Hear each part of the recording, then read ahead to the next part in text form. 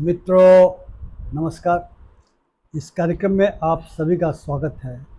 मैं हूं व्यास जी। स्कूल शिक्षा कभी भी चुनाव में कोई मुद्दा नहीं बनती।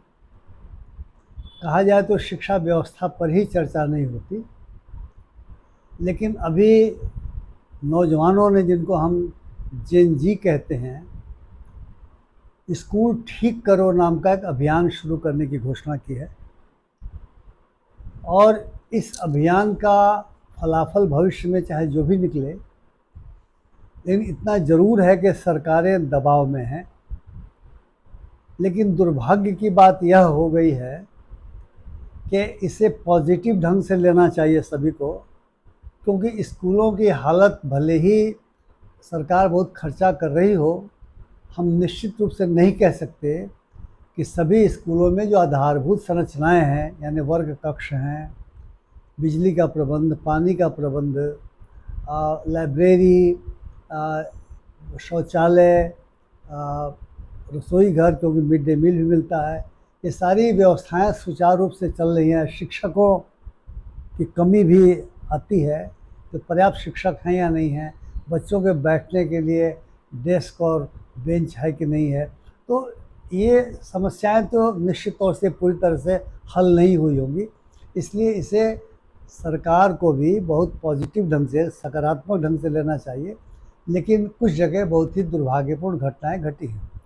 जैसे बंगाल में अब्दुल हाफिज़ नाम के एक कार्यकर्ता ने, जो उसी जेएनजी की जो पार्टी बनी है नई, काकरोच जनता पार्टी, जिसे जंतर मंतर पर लंबे समय तक आंदोलन किया, और उस आंदोलन के परिणाम स्वरूप इस देश के शिक्षा मंत्री को भी जाना पड़ा, क्योंकि पेपर लीक की बहुत बड़ी समस्या थी। झारखंड में भी आंदोलन हो रहे हैं और वहाँ पर भी सरकार के ऊपर काफ़ी दबाव जेएनजी डाल रहा है। तो बंगाल में इस अब्दुल हाफिज़ ने इस स्कूल ठीक करो अभियान के तहत, जब वो किसी स्कूल में जांच करने गया था, तो लौट के आने के बाद रात को कुछ लोगों ने उसके घर पर हमला कर दिया और हमला करके मार डाला उसके पिता को। अब अंदाज लगाइए कि उसका अपराध यही था कि वो सरकारी स्कूलों को ठीक करने के लिए निकला था और उसके पिता की हत्या हो गई। राजस्थान सरकार ने तो आदेश निकाल दिया है, कोई बाहरी व्यक्ति अंदर नहीं जा सकता स्कूलों के। छुपाने की क्या बात है, छुपाने के लिए है क्या। लेकिन मुझे क्या लगता है कि ये जो जेएनजी का आंदोलन है, इसे इस रूप में भी समझना चाहिए कि जो लोग अपने बच्चों को सरकारी स्कूलों में पढ़ने के लिए भेजते हैं, आखिर वो कौन लोग होते हैं। मैंने भी शिक्षा में काम किया है, बिहार शिक्षा परियोजना में मैं बहुत साल पहले था, और मैंने पाया कि 82% जो हमारे बिहार में सरकारी स्कूलों में बच्चों को भेजा जाता है, वो लोग मार्जिनल क्लासेस के रहे हैं, यानी दलित वर्गों के रहे हैं, जहाँ पे अनुसूचित जनजाति है उसके बच्चे रहे हैं, पिछड़े वर्गों, अत्यंत पिछड़े वर्गों, और बच्चियों की शिक्षा पर लोग ध्यान नहीं देते। ये 82% में आते रहे। बाकी जो जिसको हम जनरल कैटेगरी कहते हैं, वो मात्र 18%। और ये भी देखा गया, जिनके पास कुछ भी साधन था, वो अपने बच्चों को खास करके भेजा करते प्राइवेट स्कूलों में। तो सरकारी स्कूलों में तो निर्धन वर्ग के बच्चे पढ़ते हैं, और ये माता पिता जब तक मोबिलाइज नहीं किए जाएंगे, तब तक जेएनजी अकेले अगर कोई चीज़ करना चाहता है तो इस तरह के विरोध का सामना करना पड़ रहा है उसको। मैंने देखा कि फेसबुक पर भी काफ़ी गालियाँ कोई लोग पढ़ रहे हैं इस तरह के स्कूल ठीक करो अभियान को लेकर के। अब ये कौन लोग हैं समझा जा सकता है, जो सत्ताधारी दल है उसके समर्थक होंगे, और उन्हें लग रहा है कि सरकार से सवाल पूछा जा रहा है। तो इन्हीं सब मुद्दों पर बात करने के लिए हमारे साथ मौजूद हैं शिक्षाविद, बिहार के मशहूर शिक्षाविद और सामाजिक कार्यकर्ता डॉक्टर अनिल कुमार राय साहब, जिनसे आप पहले से परिचित हैं। मैं आज उनसे इस विषय पे चर्चा करूंगा। राय साहब का स्वागत है इस कार्यक्रम में। राय साहब, ये बताएं, आप तो शिक्षाविद हैं, आप इस स्कूल ठीक करो का जो अभियान चल रहा है उसके संबंध में आप अपने मंतव्य दें कि आप इसको क्या समझते हैं। क्या इससे कुछ होने जा रहा है, या ये ऐसे ही शगुफा है, इसका कोई परिणाम निकलने की संभावना हो सकती है, यह है क्या बाय द वे आपकी नज़रों में राय साहब? यह काकरोच जनता पार्टी ने, जी बहुत अच्छा सवाल यह किया गया है। कि और शुरुआत में ही आपने कहा कि देश की राजनीति में शिक्षा राजनीतिक सवाल है सो कभी नहीं बना था। और मुझे भी लगता था कि चूँकि अब बच्चों का मसला है और बच्चे वोटर नहीं होते हैं, इसलिए राजनीति में इस मसले को उछाला नहीं जाता है। लेकिन एकाएक इधर जिस रूप में हो, आप उसके समर्थक हों, विरोधी हों या व्यक्तिगत प्रश्न है, लेकिन शिक्षा के मसले ने इस देश में एक तहलका मचाया है, लोगों का ध्यान आकृष्ट किया है। परीक्षा के मसले से यह शुरू हुआ कि परीक्षा के मसले ने एक एक सुगबुगाहट, माने पूरे देश को झकझोर दिया। और इसके बाद वह परीक्षा से शिक्षा की तरफ, शिक्षा में भी स्कूली शिक्षा की तरफ है सो यह शिफ्ट कर रहा है। यह सीजेपी ने जो फॉर्म बनाया है उसमें 8 कैटेगरीज में 19 क्वेश्चंस रखे हैं। उसमें मूलभूत सुविधाएं हैं, शिक्षकों के मसले हैं, सरकारी सुविधाओं की बात है, वगैरह वगैरह करके 8 कैटेगरीज बनाए हैं।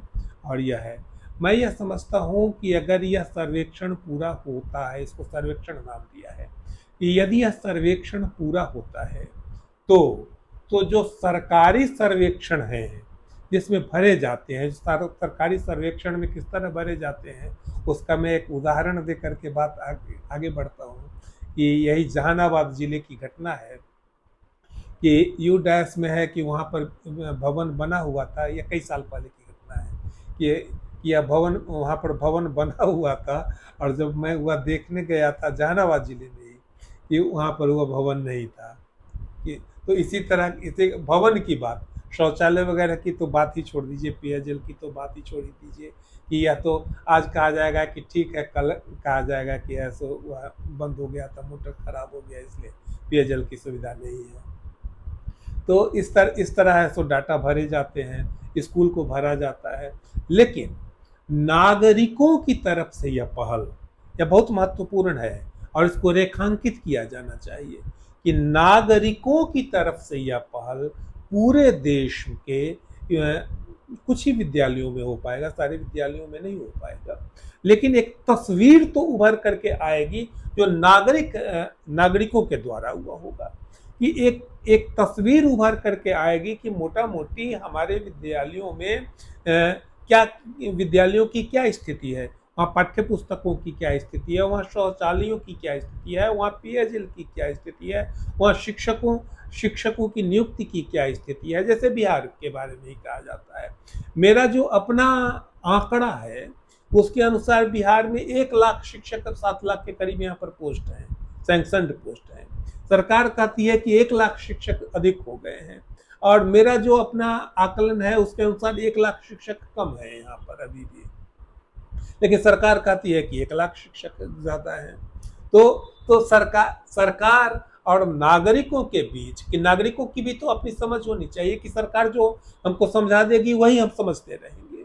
तो यह एक अच्छी पहल है और इससे एक जो नागरिकों की आकांक्षाएं हैं कि किस रूप में वह विद्यालय को देखना चाहते हैं, किस रूप में विद्यालय को ही नहीं, विद्यालय तो एक संरचना है, कि किस रूप में वो शिक्षा को देखना चाहते हैं, कि उस रूप की एक तस्वीर लोगों के सामने, लोगों के द्वारा ऐसो सामने लाई जाएगी। ये एक बड़ी अच्छी पहल है और मुझे लगता है कि जिसकी पहल होनी चाहिए थी बहुत शुरुआत से ही, कि यह व्यापक पैमाने पर यह है, तो टुकड़े टुकड़े में कहीं कहीं होता रहा है, लेकिन एक व्यापक पैमाने पर पूरे देश में यह एक अच्छी पहल यह शुरू हुई है। आप इसे एक अच्छी पहल मानते हैं और आपका मानना है कि नागरिकों को आना चाहिए। नागरिकों में तो कई तरह के वर्ग हैं, जो गरीब लोग अपने बच्चों को सरकारी स्कूल में भेजते हैं और ठीक ठाक लोग अपने बच्चों को प्राइवेट स्कूल में भेजते हैं। तो जो प्राइवेट स्कूल में भेजते हैं वे क्यों आएंगे, ये बहुत महत्वपूर्ण है। जो नागरिक के रूप में अगर हम कहेंगे और इसको हम वर्गीकृत नहीं करेंगे, तो क्या जिनके बच्चे सरकारी स्कूलों की बजाय निजी स्कूलों में पढ़ते हैं, और निजी स्कूलों के बारे में हम लोग देखते हैं गांव-गांव में खुले हुए हैं, शहर में ही नहीं गांव-गांव में खुले हुए हैं, और वहाँ पर चूँकि अंग्रेजी इत्यादि पढ़ाई जाती है तो उसके प्रति आकर्षण बहुत ज़्यादा हो गया है।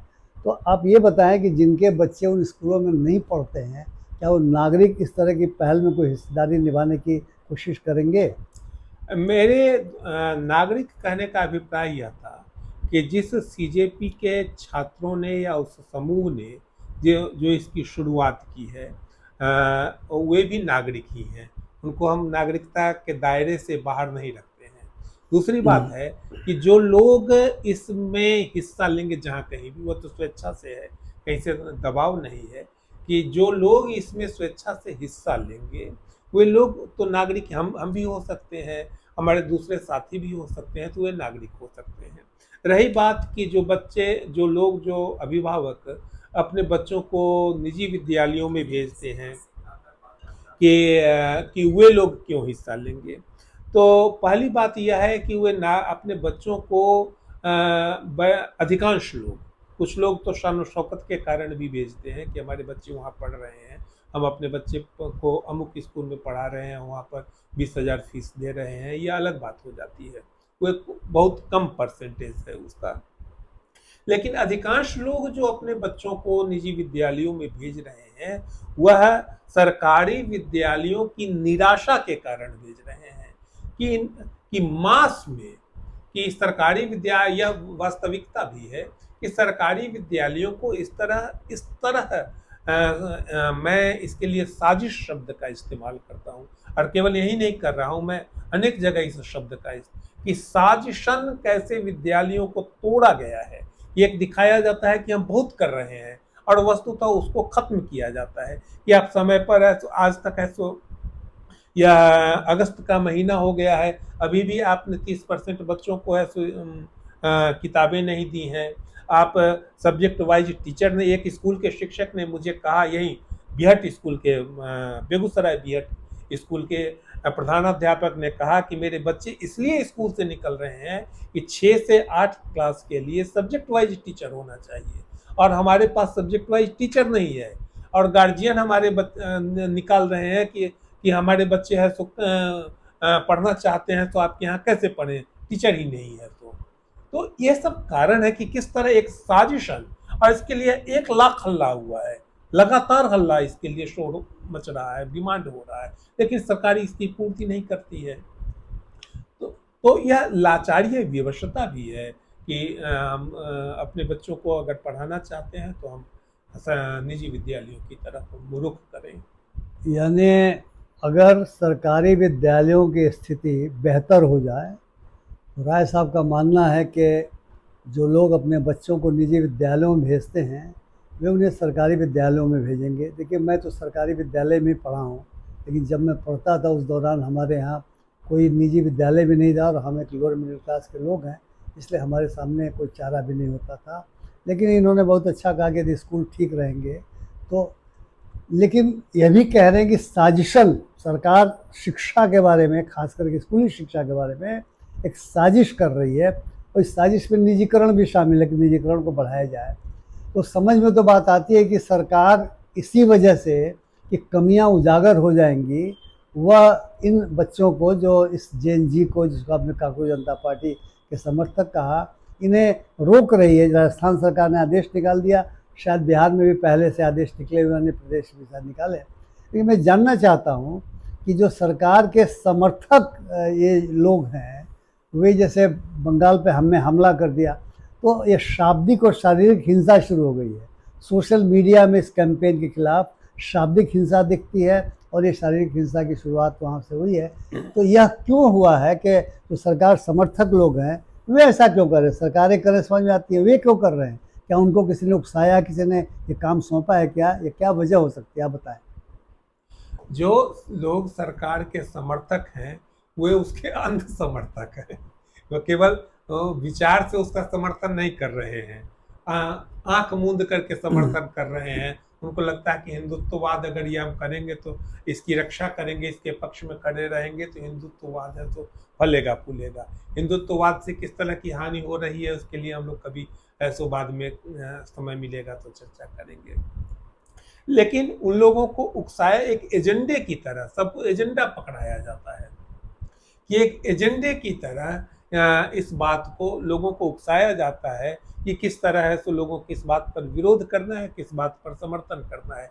जैसे कि आपने देखा किसान आंदोलन हो रहा था, उस समय सरकार नहीं कहा था, वहाँ सरकार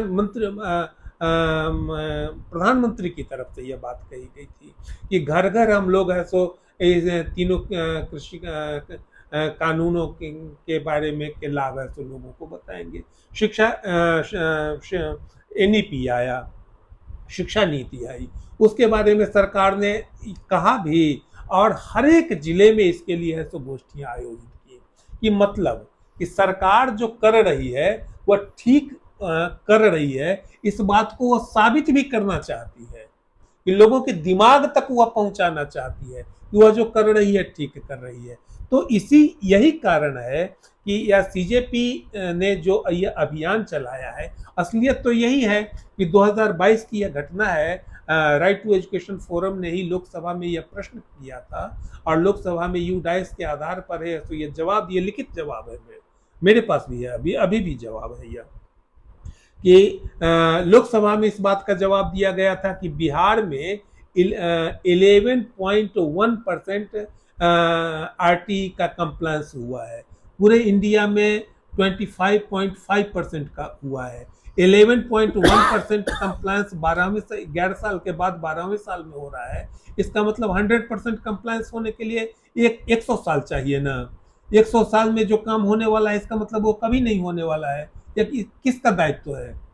यह सरकार का ही दायित्व है कि संवैधानिक दायित्व है यह, कि संवैधानिक दायित्वों की पूर्ति में भी जब सरकार इस तरह पिछड़ रही है, काम नहीं कर रही है, तो इसको साजिश नहीं कहेंगे, नेग्लिजेंस नहीं कहेंगे, तो इसके लिए किस शब्द का इस्तेमाल किया जाएगा?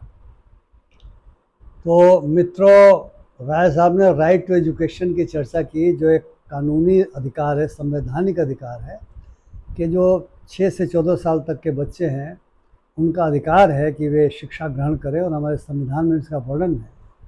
लेकिन इसमें कमियां हैं, तो कमियां हैं तो इन कमियों को नागरिक समाज के साथ मिल करके दुरुस्त किया जाना चाहिए।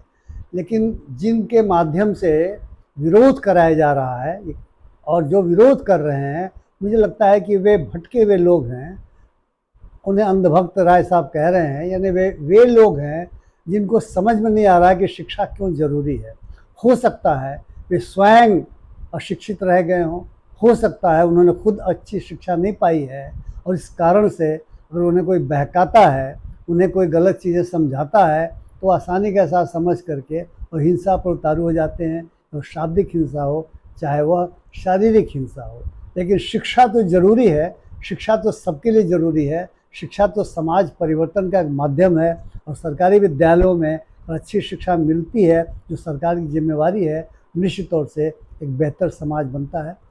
अगर आपको ये बातचीत पसंद आई हो, कृपया मेरे वीडियो को शेयर करें, लाइक करें, अपनी टिप्पणियों से हमें लाभान्वित करना न भूलें। बहुत बहुत धन्यवाद, नमस्कार, और राय साहब को भी नमस्कार, धन्यवाद।